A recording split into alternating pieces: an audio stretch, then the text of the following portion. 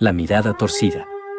Continuamos con el recorrido de cada una de las porciones que comprenden cada libro de la Torá. Y en el aprendizaje del Sefer Devarim, el Deuteronomio, nos encontramos con una de las parashiot más esperanzadoras de toda la Torá, Parashat Shari, que comprende del capítulo 11:26 al 16:17.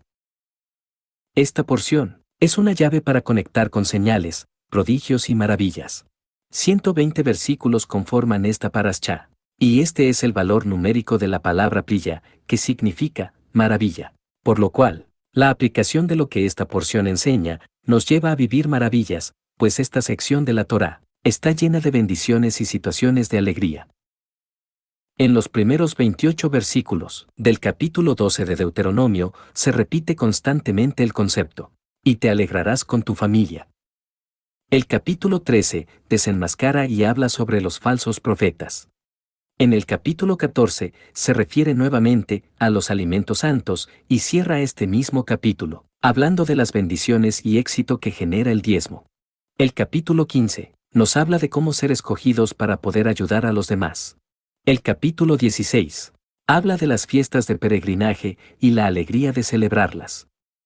Esta porción nos instruye también a mirar y poder comprender lo bueno, aún dentro de las cosas malas que nos acontecen, lo que hoy en día en el mundo secular se le llama áreas de oportunidad. Todas las situaciones vienen con una mezcla de bueno y malo.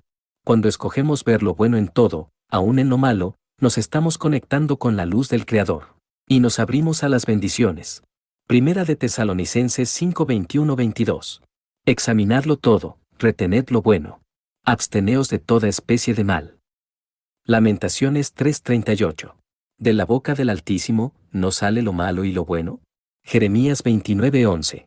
Porque yo sé los pensamientos que tengo acerca de vosotros, dice Dios, pensamientos de paz y no de mal, para daros el fin que esperáis. Romanos 8:28. Y sabemos que a los que aman a Dios, todas las cosas les ayudan a bien, esto es, a los que conforme a su propósito son llamados. Por todo esto, es que podemos entender que el árbol del conocimiento es del bien y del mal, cuando una persona ve lo malo únicamente, lo cual significa que esa persona aún vive en oscuridad, pero cuando la persona encuentra lo bueno hasta en lo malo, esa persona camina en luz.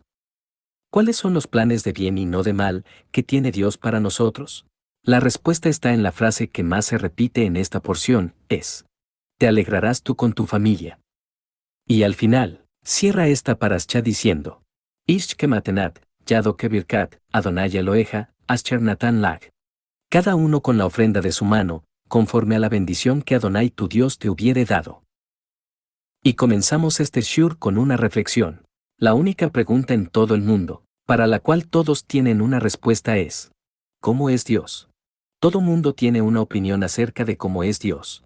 Incluso los que niegan la existencia de Dios, al decir que no existe, están dando ya su opinión. Aunque además la refuerzan con un comentario extra. Opiniones van y opiniones vienen. Que Dios es bueno. Que Dios es el creador de todo. Que Dios es nuestro Padre. Que Dios es amor. En fin, que todo mundo tiene una concepción de cómo es Dios.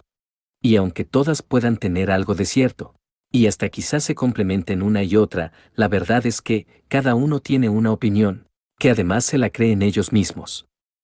Algo similar sucede con la manera de cómo conectar con Dios. Muchos recurren a la oración, otros al ayuno y la oración, unos buscan conectar con Dios, contemplando la naturaleza, y otros más, buscan señales, como avisos de Dios, a las necesidades que ellos tienen. ¿Por qué sucede esto? ¿Por qué existe tanta variedad en los conceptos de cómo es Dios y cómo conectarse con Dios? La explicación es motivo de análisis, ya que las personas a menudo no captan lo que tienen justo frente a sus ojos, debido a que su foco de atención está en otra cosa. Pues además de no ver lo que tenemos justo frente a nuestros ojos, a veces, erróneamente vemos cosas que en verdad no están frente a nosotros. De manera grave, esto ocurre con la palabra de Dios, la Torá, y básicamente con toda la Biblia. Lamentablemente, se han negado recursos para investigar a fondo y de manera seria la psicología y la neurociencia, que se esconde detrás de los miles de movimientos que han llevado al crecimiento de una plaga de muerte, que son las doctrinas religiosas y los dogmas, que vienen a ser el veneno de cada doctrina. Los dogmas de las religiones son un veneno mortal, porque no admiten cuestionamientos, y eso nubla el entendimiento, y restringe el conocimiento y trae maldición a la familia, y así está escrito en Oseas 4:6. Mi pueblo fue destruido, porque le faltó conocimiento. Por cuanto desechaste el conocimiento, yo te echaré del sacerdocio, y porque olvidaste la ley de tu Dios, también yo me olvidaré de tus hijos. Esta semana, nos ocupa la porción del libro de Deuteronomio, que se denomina, di, mira, observa. Esta porción tiene 120 versículos, que es el número de años que vivió Moisés. Pero como ya dijimos, 120, también es el valor numérico de la palabra plilla, que significa maravilla. Y que es también el apócope de Peleyoetz, que significa admirable consejero. El comienzo de la Paraschá sorprende por su sencillez. Vean la bendición y la maldición que tienen frente a ustedes y elijan la bendición. Así de simple, así de sencillo, así de lógico, así de natural. Sin embargo, a continuación, en el texto de la Paraschá, la visión está lejos de ser así de sencillo. El tema es que, sin intervención de Dios, la naturaleza humana nos lleva a ver y hacer aquello que parece correcto ante nuestros propios ojos. Deuteronomio 12:8. No haréis como todo lo que hacemos nosotros aquí ahora, cada uno lo que bien le parece.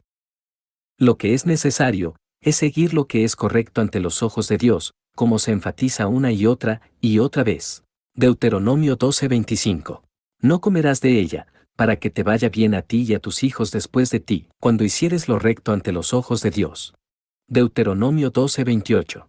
Guarda y escucha todas estas palabras que yo te mando, para que haciendo lo bueno y lo recto, ante los ojos del Señor tu Dios, te vaya bien a ti y a tus hijos, después de ti para siempre.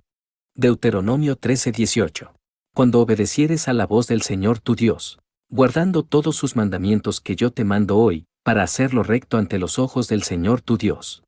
El mensaje es claro: confiar en los ojos de Dios y en su perspectiva, y no en nuestra propia percepción. Y es entonces, cuando buscamos hacer lo correcto ante los ojos de Dios. Buscamos la orientación en su palabra, y es en este entorno, cuando se nos atraviesan en nuestra búsqueda, los movimientos congregacionales, las religiones y sus iluminados, y en este contexto, la Paraschá toca el tema de los falsos profetas. Deuteronomio 13:1-3. Cuando se levantare en medio de ti profeta, o soñador de sueños, y te anunciare señal o prodigios, y si se cumpliere la señal o prodigio que él te anunció, diciendo, vamos en pos de dioses ajenos, que no conociste, y sirvámosles, no darás oído a las palabras de tal profeta, ni al tal soñador de sueños, porque Adonai vuestro Dios os está probando, para saber si amáis a Adonai vuestro Dios con todo vuestro corazón y con toda vuestra alma. Aquí cabe destacar tres cosas. Primero, la alerta de Dios se refiere a los milagreros que en las plazas públicas hacen sus campañas, promoviendo sus denominaciones a través de prodigios. Dios permite esos milagros, pero no nos engañemos, Dios permite esos milagros, no por misericordia o por gracia, no, esto no es así. Dios está permitiendo esos milagros, para probar y saber si realmente amas a Dios. Pero entendamos una cosa, Dios no te está probando para que Él sepa cuánto lo amas. Él ya lo sabe, porque Él lo sabe todo. Dios te está probando, para que tú mismo te des cuenta la clase de amor que en realidad le tienes a Dios. Cuando en lugar de buscar su bendición a través de su palabra, tú vas corriendo atrás del milagrito. Y eso no es amar a Dios. Otra cosa importante que debemos de entender, para reconocer a un falso profeta, es que te aleja de la Torá. Aquel que te enseña que la ley ya no está vigente, el que te dice que ya no hay que guardar los mandamientos. Ese es un falso profeta, porque al alejarte de la ley, te estás alejando de Dios. Y Jesús el Cristo, cuyo nombre real es Yeshua, y es el Mesías prometido a Israel, lo dice de esta manera. Mateo 5:18-19. Porque de cierto os digo, que hasta que pasen el cielo y la tierra, ni una jota ni una tilde pasará de la ley, hasta que todo se haya cumplido. De manera que cualquiera que quebrante uno de estos mandamientos muy pequeños, y así enseñe a los hombres, muy pequeño será llamado en el reino de los cielos, mas cualquiera que los haga y los enseñe, éste será llamado grande en el reino de los cielos. Entonces, veamos lo que afirma el Mesías. Hasta que pasen el cielo y la tierra, la ley sigue vigente. ¿El cielo y la tierra ya pasaron? No. Entonces la ley sigue vigente. Es más, para que quede más claro, el cielo y la tierra se renovarán, pero nunca pasarán, porque el cielo y la tierra son eternos. Por lo tanto, la ley es eterna. Y algo más que el mismo Mesías dice: cualquiera que quebrante un mandamiento, y enseñe a la gente a quebrantar los mandamientos, muy pequeño será llamado en el reino de los cielos. La palabra pequeño, que se dice en este pasaje, el Mesías la pronunció en hebreo, y es la palabra, Nabal. Diccionario Strong H 5036. Literalmente significa, necio, insensato, mezquino, tonto, que no vale nada. En la traducción al griego, es la palabra, el achistos. Diccionario Strong G 1646. Literalmente significa, que no tiene dignidad, que no vale nada, de poca importancia, insignificante. Entonces, el Mesías considera que el que dice que la ley ya no está vigente y que enseña a otros a no guardar la ley, para el Mesías, y para todo el reino de los cielos, el que enseña eso, es un insensato, tonto que no vale nada. Está claro entonces, lo que Jesús piensa de quienes enseñan a no guardar la ley, y como esta porción se llamaría, que se refiere a mirar y a observar, veamos algo más que el Mesías dice de los que enseñan a no guardar la ley. Mateo 15, 13, 14. Pero respondiendo él, dijo: toda planta que no plantó mi Padre Celestial, será desarraigada. Dejadlos, son ciegos guías de ciegos, y si el ciego guiare al ciego, ambos caerán en el hoyo.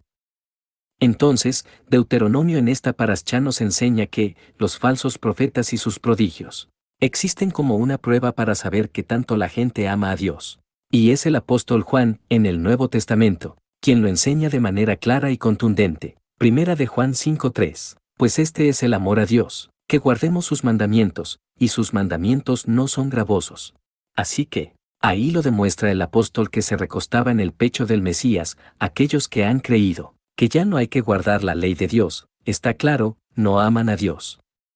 Ahora, ya que el mismo Mesías nos mostró lo que piensa de los que enseñan a no guardar la ley y los mandamientos, ahora veamos lo que nos enseña para que la gente no se pierda, y es a través de la parábola de Lázaro y el rico, donde Yeshua enseña lo siguiente. Lucas 16, 29 al 31. Y Abraham le dijo: a Moisés y a los profetas tienen, óiganlos. Él entonces dijo: no, Padre Abraham, pero si alguno fuere a ellos de entre los muertos, se arrepentirán. Mas Abraham le dijo: si no oyen a Moisés y a los profetas, tampoco se persuadirán, aunque alguno se levantare de los muertos.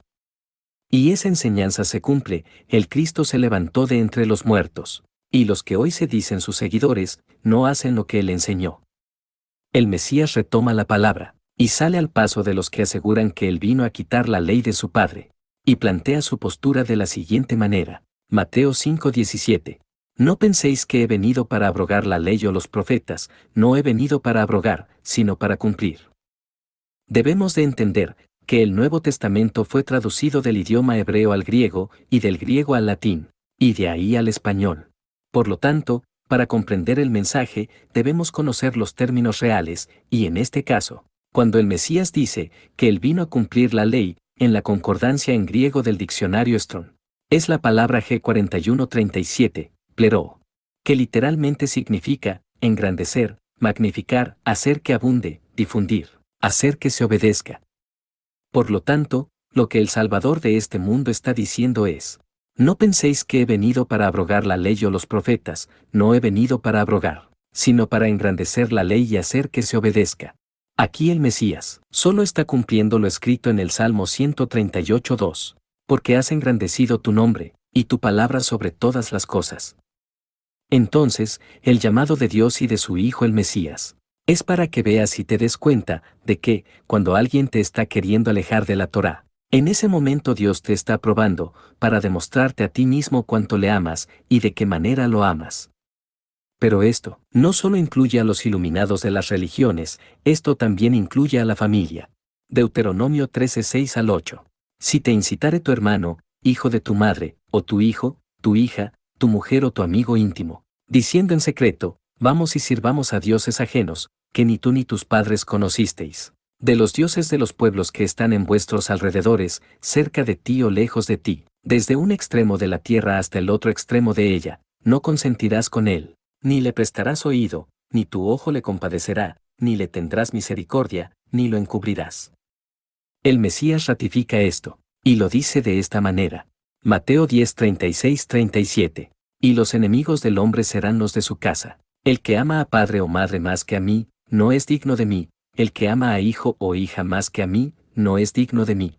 Lucas 14, 26. Si alguno viene a mí, y no aborrece a su padre, y madre, y mujer, e hijos, y hermanos, y hermanas, y aún también su propia vida, no puede ser mi discípulo. Cuando alguien, sea un religioso iluminado o milagrero, o incluso un ser querido familiar o cercano a ti, te quieran convencer de que ya no hay que guardar la ley y los mandamientos de Dios, esa persona te está alejando de Dios. ¿Cómo podemos reconocer a los falsos profetas? Mateo 18, 16. Mas si no te oyere, toma aún contigo a uno o dos, para que en boca de 2 o 3 testigos conste toda palabra. Segunda de Corintios 13, 1. Esta es la tercera vez que voy a vosotros. Por boca de 2 o de 3 testigos se decidirá todo asunto. Deuteronomio 19, 15. No se tomará en cuenta a un solo testigo contra ninguno en cualquier delito, ni en cualquier pecado, en relación con cualquier ofensa cometida. Solo por el testimonio de 2 o 3 testigos se mantendrá la acusación. Para desenmascarar a los falsos profetas, necesitamos 2 testigos. ¿Quiénes son esos testigos? Apocalipsis 11, 4 y 6. Estos testigos son los 2 olivos, y los 2 candeleros que están en pie delante del Dios de la tierra. Estos tienen poder para cerrar el cielo, a fin de que no llueva en los días de su profecía, y tienen poder sobre las aguas para convertirlas en sangre, y para herir la tierra con toda plaga, cuantas veces quieran. Ahí se describe quiénes son esos 2 testigos que desenmascararán a los falsos profetas. Son 2 personajes que tienen el poder para causar sequías y para convertir el agua en sangre y traer plagas a la tierra. Y el mismo Mesías nos los presenta. Mateo 17, 3. Y he aquí les aparecieron Moisés y Elías, hablando con él. Hay que recordar que Elías causó una gran sequía en Samaria y en todo el reino del norte. Y sabemos que Moisés convierte el agua en sangre y atrajo las plagas en Egipto. Por eso sabemos que estos 2 testigos del Apocalipsis y que hoy nos ayudan a descubrir a los falsos profetas son Moisés y Elías. Este último, como representante de los verdaderos profetas de Dios, y así lo enseña el mismo Jesús. Lucas 16, 29, 31. Y Abraham le dijo, a Moisés y a los profetas tienen, óiganlos. Él entonces dijo, no, padre Abraham, pero si alguno fuere a ellos de entre los muertos, se arrepentirán. Mas Abraham le dijo, si no oyen a Moisés y a los profetas, tampoco se persuadirán, aunque alguno se levantare de los muertos. Entonces a los falsos profetas los desenmascararán Moisés y los profetas, porque si lo que dicen no está basado en lo que está escrito en los libros de Moisés y en los profetas del Antiguo Testamento, entonces esa profecía es falsa. Todos en algún momento hemos sido falsos profetas. Cuando hemos tratado de justificar nuestros actos, utilizando pasajes bíblicos, o cuando damos un consejo, siguiendo nuestro propio criterio, sin respaldarnos en Moisés y en los profetas. Porque el verdadero profeta utiliza las palabras verdaderas de Dios. Jeremías 23, 28 al 34. El profeta que tuviere un sueño, cuente el sueño, y aquel a quien fuere mi palabra, cuente mi palabra verdadera. ¿Qué tiene que ver la paja con el trigo? Dice Adonai. No es mi palabra como fuego, dice Dios, y como martillo que quebranta la piedra. Por tanto, he aquí que yo estoy contra los profetas, dice Dios, que hurtan mis palabras cada uno de su más cercano. Dice Dios, he aquí que yo estoy contra los profetas que endulzan sus lenguas y dicen, Él ha dicho. He aquí, dice Dios, yo estoy contra los que profetizan sueños mentirosos. Y los cuentan, y hacen errar a mi pueblo con sus mentiras y con sus lisonjas. Y yo no los envié ni les mandé, y ningún provecho hicieron a este pueblo, dice Adonai. Y cuando te preguntare este pueblo, o el profeta, o el sacerdote, diciendo, ¿cuál es la profecía de Dios? Les dirás, esta es la profecía, os dejaré, ha dicho el Señor. Y al profeta, al sacerdote o al pueblo que dijere, profecía de Dios, yo enviaré castigo sobre tal hombre y sobre su casa. Hay que tener mucho cuidado con los predicadores que dicen haber recibido una revelación o mensaje del Espíritu Santo, cuando en realidad solo es una ocurrencia de su imaginación. Esto también nos puede pasar a nosotros mismos, por eso, si no está respaldado por Moisés y por los profetas, no lo está dando el Espíritu Santo. ¿Cómo lo sabemos? Juan 16:13. Pero cuando venga el Espíritu de verdad, Él os guiará a toda la verdad, porque no hablará por su propia cuenta, sino que hablará todo lo que oyere, y os hará saber las cosas que habrán de venir. Entonces, el Espíritu de verdad nos guía a toda verdad. ¿Y cuál es la verdad? Juan 17:17. Santifícalos en tu verdad, tu palabra es verdad. Salmo 119:160. La suma de tu palabra es verdad. En estos pasajes, tanto el apóstol, como el salmista, lo que conocían como la palabra de Dios, eran los escritos de Moisés, ratificados posteriormente por los profetas. Entonces, cuando vayas a enseñar Biblia, o vayas a dar un consejo, basándote en la Biblia, tiene que ser algo que hayas aprendido de Moisés y los profetas. Ahora veamos cómo es realmente una revelación. Porque si todo está basado en Moisés y en los profetas, ¿qué sucede cuando vemos que el Mesías dice cosas como esta? Mateo 5:21-22. Oísteis que fue dicho a los antiguos, no matarás, y cualquiera que matare será culpable de juicio. Pero yo os digo que cualquiera que se enoje contra su hermano, será culpable de juicio, y cualquiera que diga, necio, a su hermano, será culpable ante el concilio, y cualquiera que le diga, fatuo, quedará expuesto al infierno de fuego. Y luego viene Pablo con esa arrogancia que le caracteriza, y dice algo como esto. Primera de Corintios 7:12. Y a los demás yo digo, no el Señor. Aquí pareciera que el Mesías está dando un mal ejemplo, y Pablo lo está siguiendo. ¿Por qué esa actitud, tanto del rabino de Galilea, como del fariseo de Tarso?